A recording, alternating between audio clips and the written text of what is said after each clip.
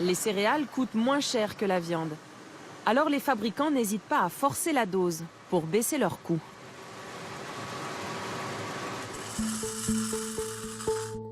Pourtant, ces céréales posent question.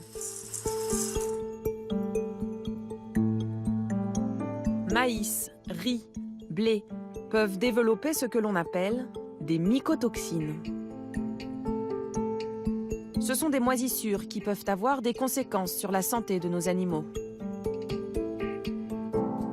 Nous avons voulu savoir si les produits finis, les croquettes, peuvent être contaminés par des mycotoxines.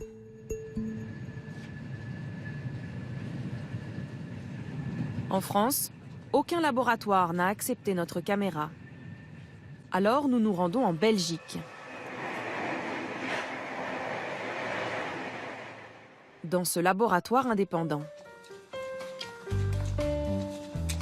nous allons faire analyser 8 paquets représentatifs du marché.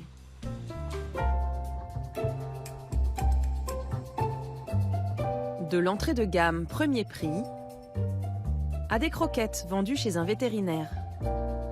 Mais aussi un paquet Perfect Fit, la toute nouvelle marque lancée en supermarché.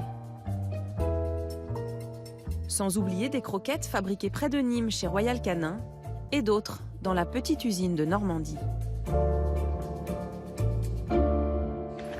D'abord, on vérifie que les paquets sont fermés hermétiquement. Il faut s'assurer qu'il n'y a aucune contamination extérieure. C'est bon là, tout est bien fermé. Quand on analyse les mycotoxines, le plus important c'est de broyer tout le contenu du paquet. Comme toutes les autres toxines, elles peuvent être réparties de manière hétérogène dans l'emballage.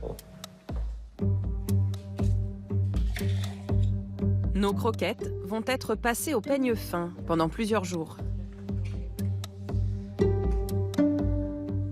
Là, on va faire une extraction et ensuite une analyse chromatographique.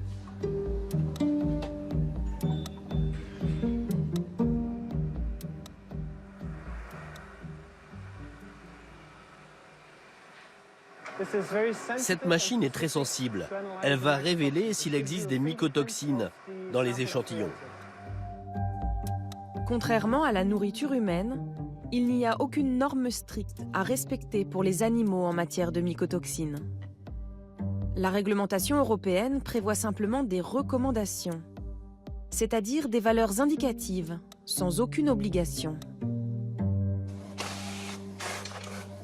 Les résultats de nos analyses, nous les avons fait envoyer directement à Annie Leskovitch. Elle est pharmacienne, toxicologue, experte en sécurité alimentaire, incontournable en France sur les mycotoxines depuis plus de 20 ans. Tout ça, ça représente toutes les publications que j'ai faites sur les mycotoxines exclusivement. Au total, ça fait environ 200 publications, plus beaucoup de thèses qui ont été réalisées dans mon laboratoire. Bilan, les paquets analysés contiennent tous des mycotoxines. Mais les taux sont inférieurs aux recommandations. A priori rassurant.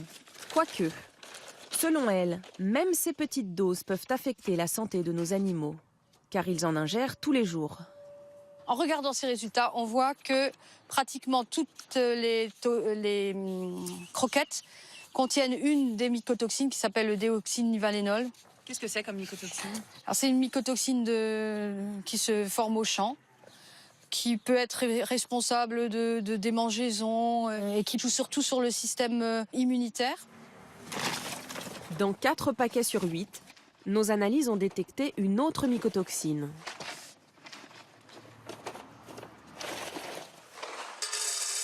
La zéaralénone. C'est un perturbateur endocrinien. Alors si c'est par exemple une petite femelle qui mange cette croquette, elle va avoir des problèmes de reproduction. Elle va plus se reproduire ou alors elle va avoir des petits mal formés. Ces effets sur la reproduction, notre experte les a déjà étudiés.